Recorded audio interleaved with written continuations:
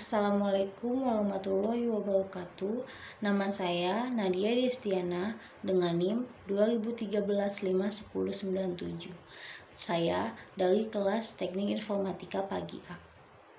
Di sini saya akan menjelaskan tentang Task Manager yang terdiri dari pengertian, fungsi-fungsi, dan bagian-bagiannya.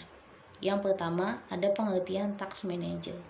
Task Manager adalah sebuah aplikasi bawaan dari operating system atau OS Windows yang biasa digunakan untuk memonitoring proses dan aplikasi apa saja yang sedang berjalan pada suatu komputer. Yang selanjutnya ada fungsi-fungsi Task Manager. Yang pertama, fungsi utama dari Windows Task Manager adalah untuk melakukan monitoring terhadap semua kegiatan dan proses pada sebuah komputer. Selain itu juga memantau bagaimana kinerja seperti RAM, prosesor, dan networking. Yang kedua, untuk menghentikan program yang not responding.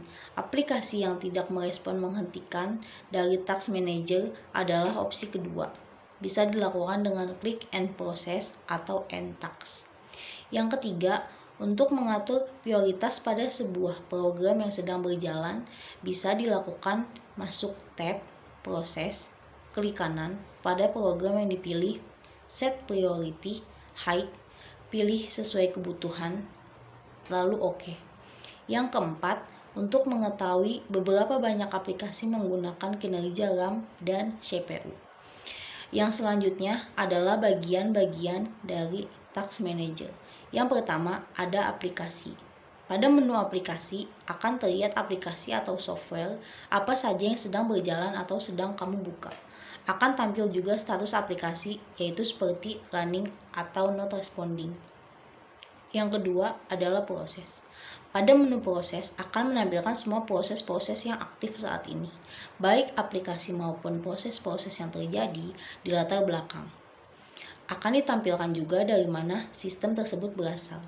Kemudian status CPU, memori RAM yang digunakan, dan deskripsi proses yang dijalankan.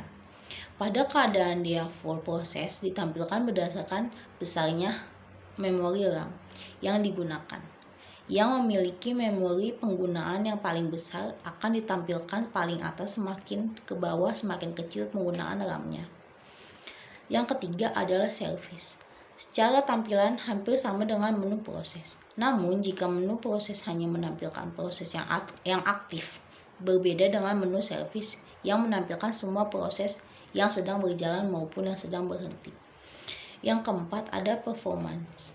Pada menu ini menampilkan status penggunaan RAM dan CPU dengan tampilan grafik serta detail yang lebih jelas pada bagian bawah grafik. Yang ketiga ada networking. Pada menu ini menampilkan status koneksi yang pada PC mulai dari wireless network connection 2, local area connection, and wireless network connection. Yang keenam adalah user. Menampilkan penggunaan yang logon pada komputer, kamu bisa melakukan log off pada menu ini. Sekian penjelasan dari saya. Wassalamualaikum warahmatullahi wabarakatuh.